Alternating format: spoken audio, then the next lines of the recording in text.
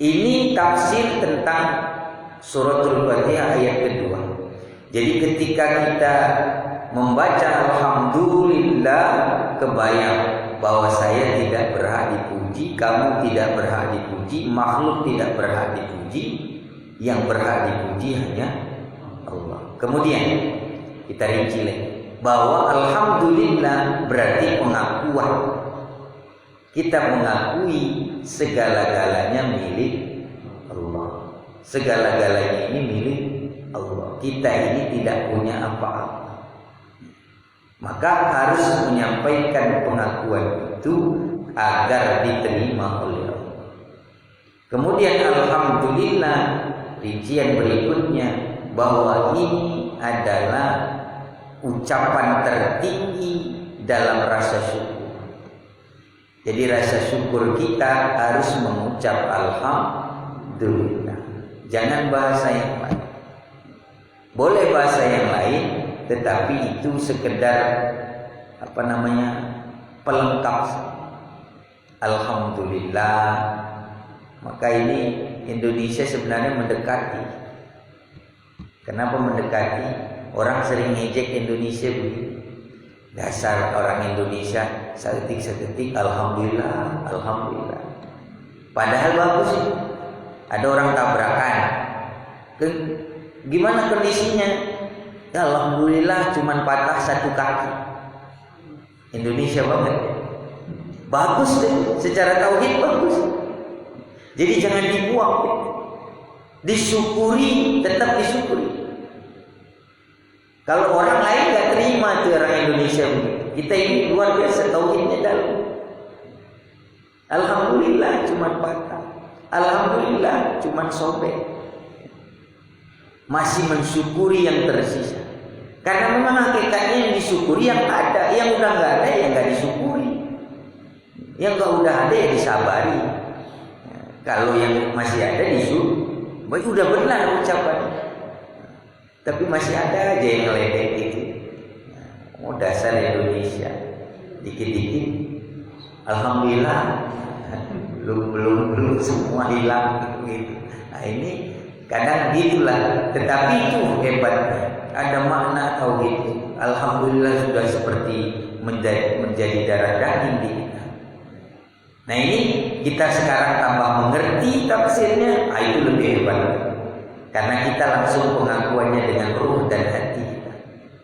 Kalau selama ini sebatas ucapan, kalau sudah ngerti tafsirnya, kita biasanya masuk ke dalam hati dan ruh kita saat mengucapkan. Karena kebayang setiap mengucap alhamdulillah, Allah beri yang bahkan tidak diminta. Yang tidak diminta saja diberi. Karena ada pengakuan bahwa segalanya milik kamu. Kemudian Rabbil Alamin tadi, ini adalah penyematan kepada Allah tentang penguasaan seluruh alam. Masih nyambung. Segala puji bagi Sang Pemilik alam, Sang Pemelihara alam, Sang Tuhannya seluruh alam. Jadi inilah yang membuat kalimat syukur, kalimat pujian dalam suratul Fatihah ini intinya akan dari seluruh Al-Quran masuk ke dalam surah Fatihah masuk ke dalam Bismillah, nanti begitu. Huruf Bismillah masuk ke dalam huruf Ba dan sebagainya. Jadi alhamdulillahirabbil alamin secara umum tafsirnya adalah segala puji bagi Allah Sang Pemelihara alam semesta. Secara umumnya memang di terjemahan itu sudah dirangkum dari kalimat tafsir. Tidak ada yang berselisih tentang itu. Adapun riwayat-riwayat yang berselisih antara lain tadi cara baca berbeda, kemudian riwayat tentang alamnya berbeda. Kalau tentang alhamdulillah maknanya syukur semua sepakat. Yang beda tadi apa? Apakah lebih umum alhamdulillah ketimbang asyukur? Itu saja perbedaannya kalau tentang alhamdulillah. Kalau tentang lafaz Allah semua sepakat itu ismul a'zam, itu ismu zat yang disematkan seluruh makhluk kepada Allah. Kalau lafaz Allah, kalau Rabb itu dua, itu tadi perbaikan, yaitu bentuknya daripada pemeliharaan. Kemudian yang kedua perubahan bentuk dari pemeliharaan juga. Kemudian alam yang berbedanya cuma tentang berapa alam sebenarnya. Yang masyhur 2 alam, dunia akhirat. Yang riwayat-riwayat yang lain ada tadi, kita ulang sedikit, 1.400 di darat, 600 di laut alam. Kemudian ada 14.000, 16.000, 17.000, 18.000 dan 40.000, kemudian 80.000 terakhir. Jumlah alam semesta seluruhnya. Nah, itu dalam tafsir. Tetapi memahaminya cukup dengan alhamdulillahirabbil alamin, segala puji hanya milik Allah. Apa yang bisa kita amalkan dalam kajian tafsir surah Fatihah yang kedua ini? Yang bisa kita amalkan yang tadi. Kalau sudah ngerti alhamdulillahirabbil alamin, kapanpun orang puji, ucapkan syukur-syukur, bisa istighfar. Memang awal-awal pasti orang bilang meniso alim bisa. Ibu terima kasih ya, afwan. Ulah sami-sami. Ya. Ini masih jahat. Kalau kalimat sama-sama itu masih jahat. Masih ada pengakuan bahwa kita memberi. Itu bahaya. Tapi kalau orang takut dibilang sok alim, sok tasawuf, sok tauhid, ya udah cukup dalam hati saja ngomong itunya. Sami-saminya boleh dijawab, tapi sebatas di mulut. Jangan diyakini sami-sami. Atur nuhun pisahnya Bu, sami-sami. Awas jangan masuk ke dalam hati. Karena kita sudah ngerti tafsir bahwa kalau sudah mengakui seluruhnya bagi Allah, jangan diambil sedikit pun ilmunya begitu. Jangan diambil sedikit pun bahwa sami-sami itu berarti mengakui itu dari kita. Ya. Sami-sami berarti mengakui dari Allahnya hilang di situ. Itu jahatnya, bahaya. Kalau berani mengakui sami-sami yang masuk ke dalam hati, Allahnya hilang, bahaya. Sama-sama. Terima kasih ya, sama-sama. Allahnya di mana? Tidak ada, bahaya. Maka sebatas di mulut oke, tapi jangan sampai masuk ke dalam i'tikad qalbu kalimat sami-sami, sama-sama. Kalau bisa diucapkan bukan sami-sami lagi. Nanti coba aja yang udah ngaji ini bolehlah diamalkan. Atur nuhun Pak, afwan, meniso Arab. Jadi kaget orang.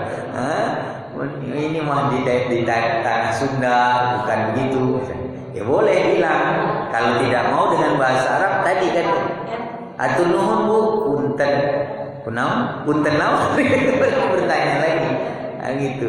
Jadi atur nuhun jawabannya terbaik punten, sanes abi, ya gitu. Tapi Allah, kalau gitu ceramah ujungnya kan gitu. Jadi jangan harus begitu juga. Cukup dalam hati kita dijaga, afwan, pegang dada. Ini mengusir keangkuhan jiwa yang dikendarai oleh syaitan. Dalam kitab I'anatul Thalibin itu syaitan itu ada di dada kiri. Maka ketika takbir diletak di kiri, supaya terbang, maka pegang di dada kiri. Afwan, saya tidak ada sedikit pun pemilik daripada nikmat ini, yang saya bagikan ini, yang saya dapat ini.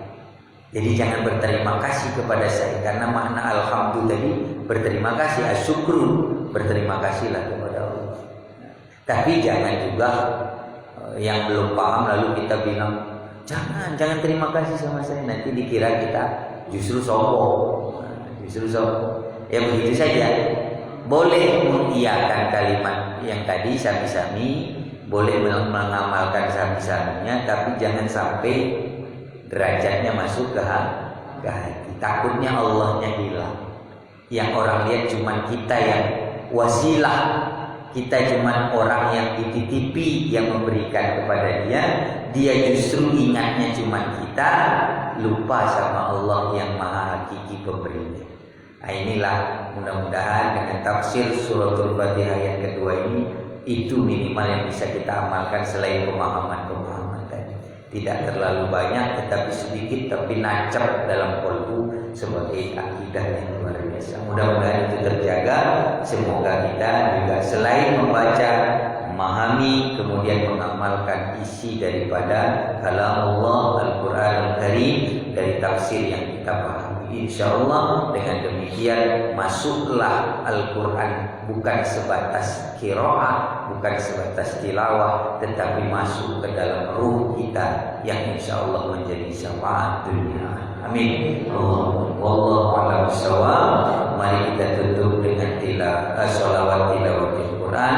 Semoga lagi-lagi Al-Quran ini syafaat dunia akhirat, bisa mengakui bahwa kita bagian daripada sang pencipta Al-Quran yang mau mengaji dan mengkajinya dari sisi tafsir, makna dan amal-amalnya. InsyaAllah dengan demikian kita lagi kita berdoa semoga Allah menjadikan Al-Quran ini syafaat baik di alam kubur, baik di alam akhirat kelak yang akan memasukkan kita dalam ridho dan surga ya Allah. Amin.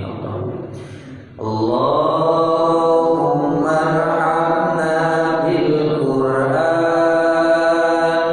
waj'alhu lana imaman wa nuran wa hudan wa rahmah.